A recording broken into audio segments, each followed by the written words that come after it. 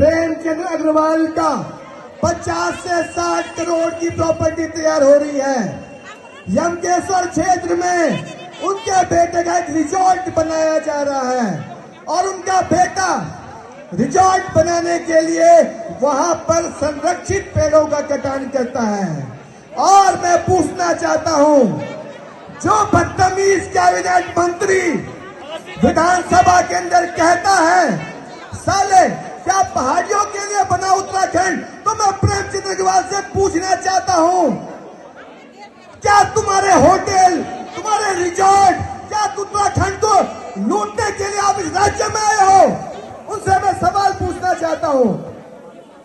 हम सरकार से कहना चाहते हैं, आप प्रेमचंद अग्रवाल की संपत्ति की भी जांच करवाइए। ये पैसा आ कहां से रहा है? ये पैसा इतना कहां से कमा रहे हैं? ये पैसा आम जनता के खून पसीने की कमाई ये लोग लूट रहे हैं, अपने ऐशो आराम पर खर्च कर रहे हैं।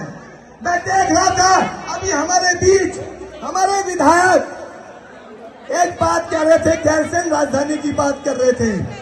मैं उनसे कहना चाहता हूं, चाहे सत्ता पक्ष के विधायक हो, चाहे विपक्ष में बैठे हुए विधायक हो, जब जब आप सत्ता में होते हो आप गैरसैंण की बात नहीं करते हो। इस बात को आपको ध्यान रखना होगा। और एक बात और कहना चाहता हूं, इस राज्य में जमीनों को लूटने का जो धंधा शुरू हुआ है वो इन्हीं राष्ट्रीय पार्टियों ने शुरू किया है। और जब जब विधानसभा में भूमि कानून के संशोधन विधेयक आते हैं, यही विधायक मौन हो जाते हैं, चुप्पी साध देते हैं। मैं पूछना चाहता हूं, क्या यहाँ इस राज्य में भू माफिया के लिए आप कानून बना रहे हो? आज जो गैरसैंण का नगर पंचायत क्षेत्र है, यहाँ पर कल हरियाणा का व्यक्ति, यूपी, बिहार, दिल्ली से आने वाले व्यक्ति इस नगर पंचायत क्षेत्र में कोई भी जमीन खरीद सकता है। इस बात को समझना होगा। करोड़ों रुपए इनके पास आ कहां से रहा है, अपने आप में सवाल पैदा करता है। करोड़ों की संपत्ति है, आप कैसे जोड़ पा रहे हो? तो कहीं न कहीं आपने जनता का पैसा लूटा है, कहीं न कहीं आपने जनता की गाड़ी कमाई पे डाका डाला है, इसलिए आप यहाँ पर एक बड़ा होटल तैयार कर रहे हैं। और इसी तरह यमकेश्वर क्षेत्र में भी आपका एक बहुत बड़ा रिजॉर्ट बनकर तैयार हो रहा है।